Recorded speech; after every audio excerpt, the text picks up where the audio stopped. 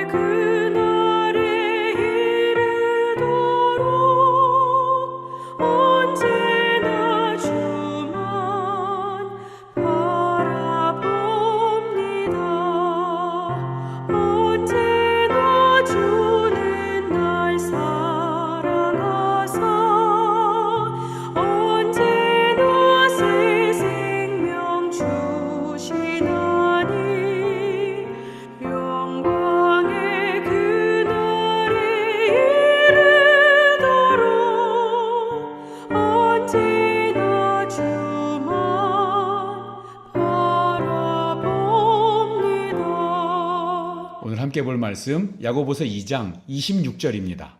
야고보서 2장 26절. 영혼 없는 몸이 죽은 것 같이 행함이 없는 믿음은 죽은 것이니라. 아멘. 자, 오늘은 야고보서를 읽습니다. 우리 1장에서 5장 전체를 읽을 텐데요. 야고보서는 신약의 잠언이라는 별명이 있습니다. 잠언처럼 짧은 격언들이 많이 나오고요. 또 하라, 하지 말라 하는 이 삶의 교훈으로 가득 차 있습니다. 전체가 5장이고 108절로 이루어져 있는데요. 자, 이렇게 하라, 하지 말라 이런 표현이 딱 절반, 우리 54번 나옵니다. 핵심 명령은 그리스도인이라면 어떻게 살아야 하는지, 그리고 삶의 방향을 어떻게 잡아야 할지, 자아의 욕심이나 이 내면의 시험, 또 인내가 필요한 이 것들을 이 삶의 경험에서 사랑하는 아들에게 이야기해 주는 것 같이 이렇게 표현을 하고 있습니다.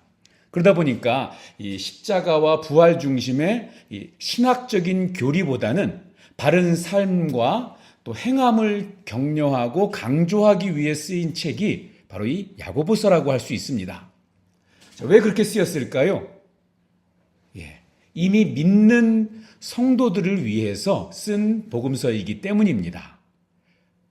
자, 믿은 지 시간이 좀 됐습니다. 그래서 지식적으로는 많은 것을 알고 있는 그런 성도가 하나님의 백성으로서 어떻게 살아야 할지 실천적인 규범을 다루는 거라고 할 수 있겠죠. 야고보서를 기록한 사람은 사도 야고보가 아니고 예수님의 친동생 야고보입니다. 베드로와 함께 초대교회를 이끈 그 지도자 중에 한 사람인데요. 이 로마 제국 전체에 흩어져 있던 그리스도인들을 위해서 쓴 책입니다. 이들이 흩어진 이유는 여러 가지 시험과 또 박해 때문이었습니다. 그래서 야고보서에서 제일 먼저 다루는 주제는 시험입니다. 시험이 우리 삶의 가장 실제적이고 중요한 문제이기 때문에 그렇습니다. 우리는 이 염려 앞에서, 때로 이 시련과 시험 앞에서 너무나 약한 존재임을 수많이 경험하며 삽니다.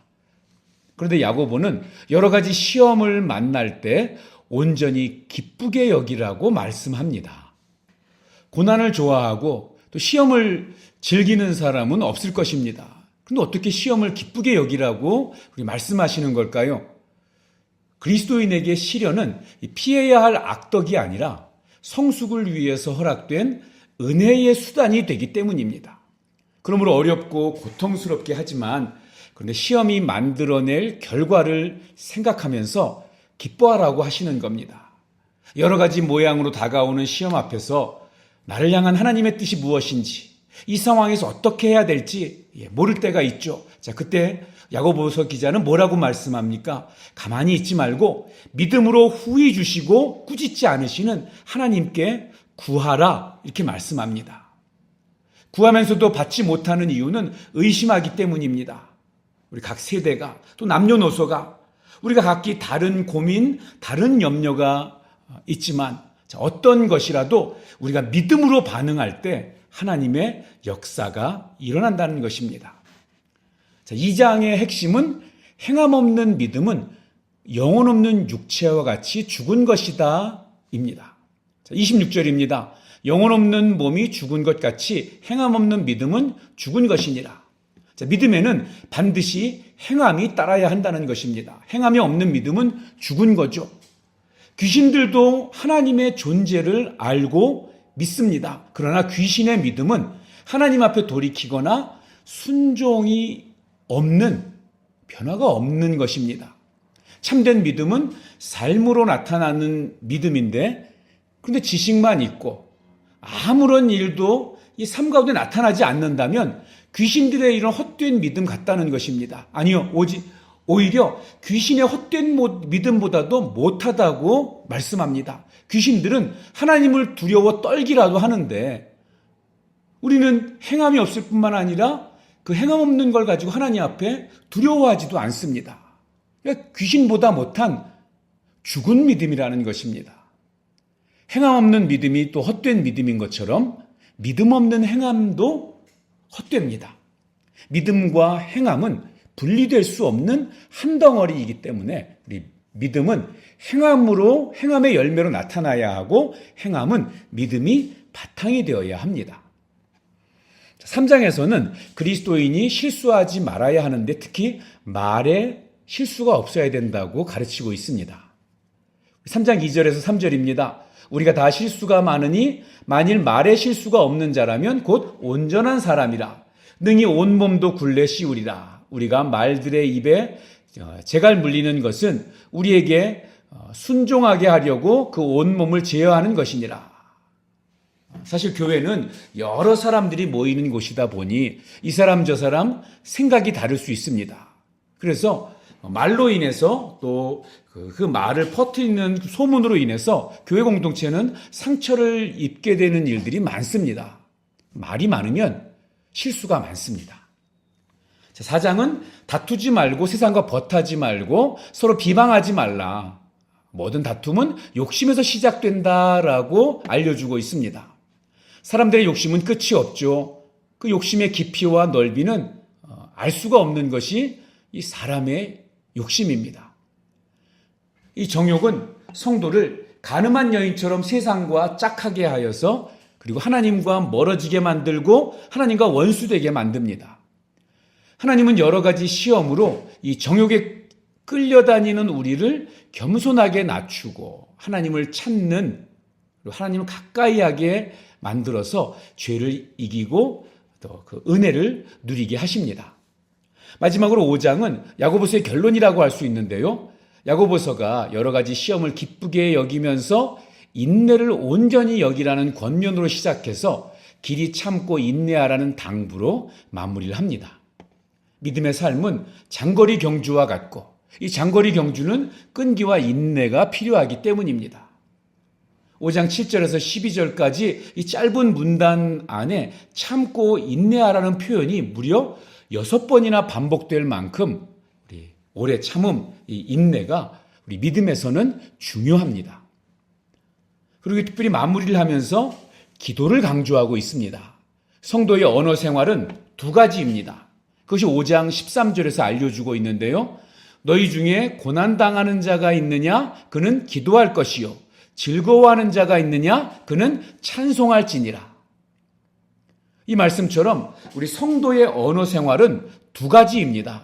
힘들고 염려되고 고난을 만나면 어떤 언어요? 기도하고. 또 즐겁고 기뻐하고 감사할 것이 있으면 어떤 언어? 찬송하는 것입니다. 간단하죠? 기도와 찬송, 이것이 성도의 언어 생활입니다. 사랑하는 우리 사랑의 교회 성도들이 오늘도 이 기도와 찬송으로 승리했으면 좋겠습니다. 기도하겠습니다. 하나님 아버지, 우리는 믿음 없이 사는 자인 것처럼 너무 조급해하면서 세상을 살아가고 있었습니다. 아픔과 고통, 환난과 고난이 반복되는 이 세상에서 언제나 우리 주님께서 우리에게 베풀어 주신 이 구원의 기쁨을 잃지 않는 저희가 되게 하여 주시옵소서. 인내하게 하시고 어떤 순간에도 먼저 기도하고 찬송할 수 있는 저희가 되게 하여 주시옵소서. 그래서 주님이 주시는 힘으로 세상을 넉넉히 이기고도 남음이 있는 이 믿음의 삶을 살아가게 하여 주시옵소서. 예수님의 이름으로 기도하옵나이다. 아멘. 오늘 읽으실 말씀은 야고보서입니다. 1장부터 5장까지입니다. 오늘도 말씀을 통한 하나님의 은혜가 성도님들 위해 함께 하시기를 축복합니다.